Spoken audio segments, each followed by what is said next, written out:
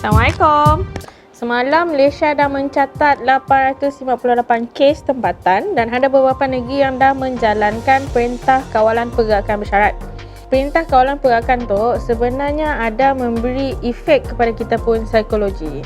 Berdasarkan pengalaman kami sendirilah, sepatutnya by end of March kami dah balik ke Sarawak untuk start kerja dekat situ. Tapi apa yang dah jadi, kami pun tiket flight cancel. Masa saya ada tiket flight nak balik Sarawak. Masa yang sama kami pun ada masalah tempat tinggal sebab kontrak dengan rumah lama dah habis. Kami terpaksa cari rumah baru dalam tempoh PKP ya, sangatlah susah sebenarnya. Bila dapat rumah pula, dapat rumah apartment, well know, semua orang tahu yang keadaan rumah apartment adalah nya sendiri-sendiri. Nya lebih kepada privacy. Kita si kenal orang sebelah pun si kenal kita. Nya sunyi. Jadi apa yang jadi pada kami pada masa kami rasa sangat-sangat tertekan, rasa sangat-sangat sunyi. So ia adalah efek yang kami boleh nampak semasa menjalani tempoh PKP. Antara masalah besar diakibatkan oleh COVID-19 adalah isolasi. Isolasi di mana kita tinggal di rumah, kita kuarantin, pergerakan kita terbatas. So benda yang memberi risiko yang sangat tinggi untuk kita mengalami tekanan dan juga kerisauan. Antara lain adalah faktor uncertainty. Uncertainty adalah ketidakpastian. Kita si pasti sampai bila kita akan mengalami tempoh tu. Kita si pasti adakah kita masih boleh kerja. Kita si pasti adakah macam ni dengan pendidikan anak-anak kita.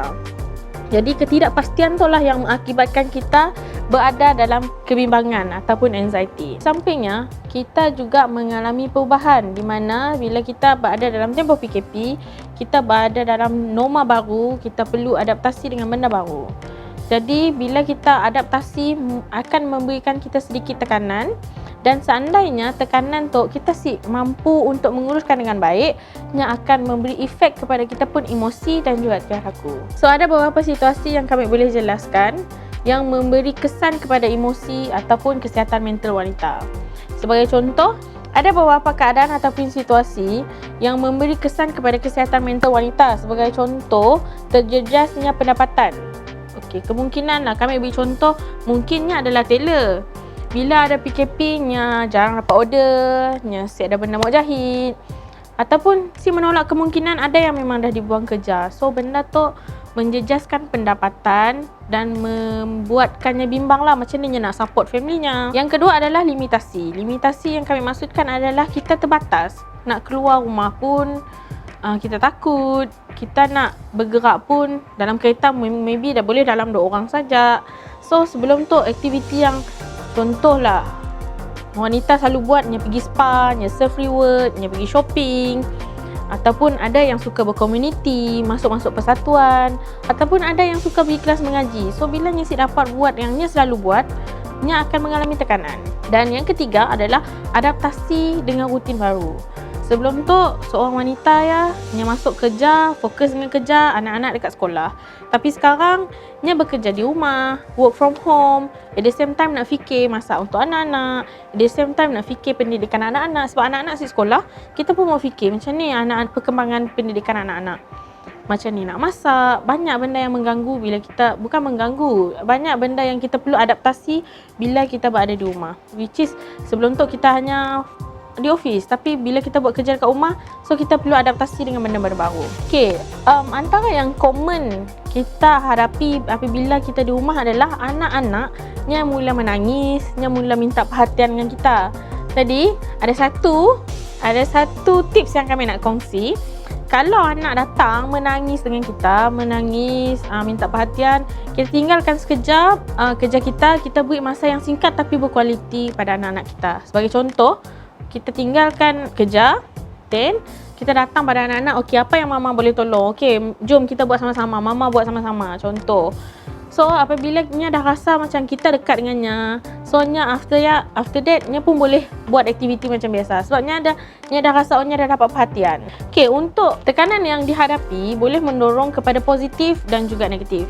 Contoh, tekanan yang positif. Apabila tekanan pada paras yang sederhana atau pada paras yang baik, nya akan mendorong seseorang untuk bermotivasi dan juga mendorong seseorang untuk mengubah kehidupannya. Tetapi apabila tekanan pada tahap yang kurang baik, tahap yang tidak baik, tahap yang tinggi akan mendorong seseorang merasa macam si happy, yang rasa give up, yang rasa nak marah, yang rasa sedih. So kesannya adalah nya sibuk buat apa-apa, nya just duduk, nya just meratapi. So ia adalah kesan negatifnya. Jadi memang si dinafikan, kita memang si boleh lari daripada semua simptom-simptom tu, tapi kita boleh kawal. Cara yang pertama kita kawal adalah stay connected with people. Kita berinteraksi dengan kawan-kawan, keep in touch dengan kawan-kawan, keep in touch dengan keluarga walaupun jauh. And then if kita ada masalah, cakap. Macam dalam cerita Bujang Lapuk. Yang kedua adalah find out what is good for us. Cari apa aktiviti baru. Contoh, mungkin ada yang suka memasak, ada yang suka bertanam, berkebun, ada yang suka menjahit. As long as aktiviti yang memberikan booster energi yang positif dengan kita, so kita boleh lakukan. So kita buat je. Yang ketiga adalah rest well. Jangan disebabkan kita dalam tempoh isolasi, kita tidur siang, bangun malam. Sebab ia mengganggu kita pun biological clock. So, yang terbaik adalah sebagaimana dalam surah Yunus ayat yang ke-67, Allah jadikan malam untuk berehat, manakala siang yang terang benderang untuk kita berusaha, maksudnya untuk kita beraktiviti. So, pastikan kita dapat rehat yang secukupnya, tidur yang secukupnya 7 ataupun 8 jam. Yang keempat, seandainya kita ada simptom-simptom yang masih sama ataupun makin teruk, seek professional help. Jangan tunggu. Jangan takut untuk berhadapan dengan orang-orang yang profesional dalam bidang kesihatan mental. Jangan ada stigma bahawa seandainya saya jumpa orang yang profesional, saya ada masalah mental. Bukan, semua masalah mental adalah gila. Yang mungkin nanti kami boleh terangkan lagi dalam sesi yang seterusnya, apakah kesihatan mental. Last but not least, cuba jaga kesihatan mental kita.